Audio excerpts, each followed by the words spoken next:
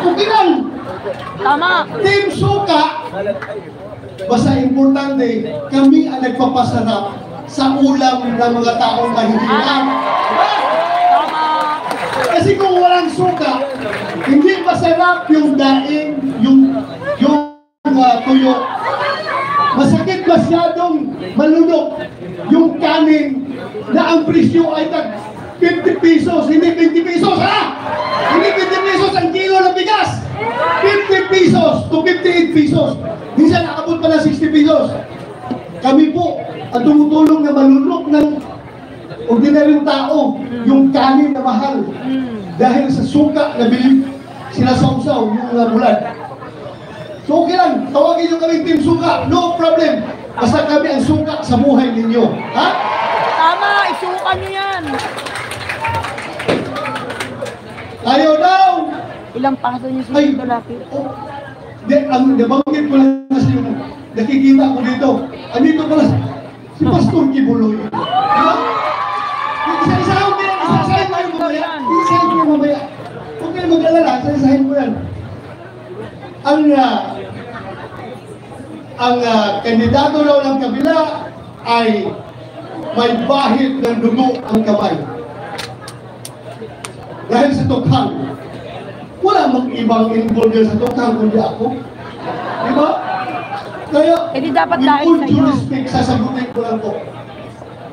Alam po ninyo mga kaibigan, kung yung aking mga kamay ay may bahid ng dugo, hindi ko po yan ikinakakahiya. Kung yung aking mga kamay ngayon ay may bahid ng dugo, dugo na mga masasamang tao, kung kinakailangan na madumihan ng dugo ng masamang tao ang aking kamay para maprotektahan ang buhay ng mga matitino, mababait, at mga law-abiding citizen, gagawin ko po yun. Itaga nyo sa bato. Gagawin ko yan. Tama. Alam nyo, ang pagplanto ko pinagaganda mo.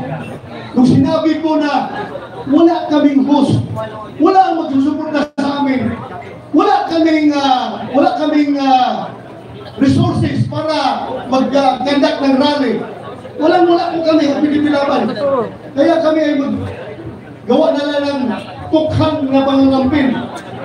Magkakapan na magtutukhan na lang, tuktukan nyo.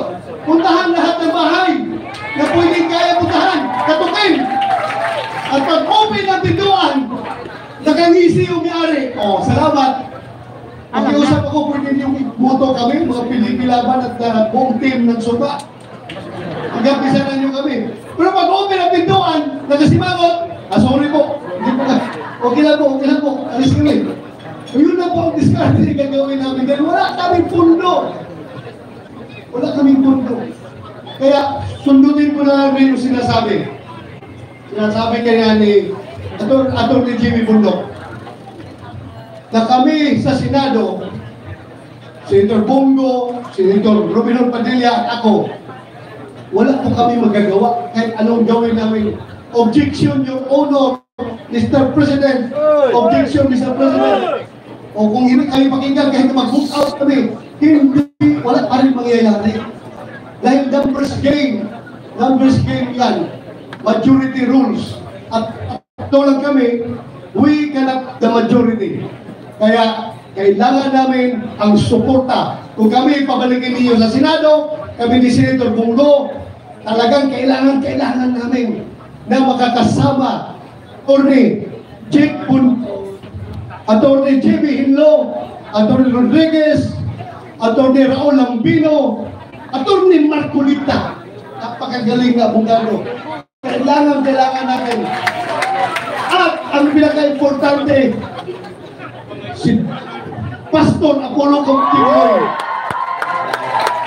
Kahit na kaming lahat ay, lahat na kasama namin ay mga abogado, kailangan pa rin natin ng man of God para sa aming spiritual na direksyon. At si Philip Salvador, kailangan natin isama. So yun lang po ang pakiusap ko sa inyo. Dagdagan ninyo kami. Kung ibalik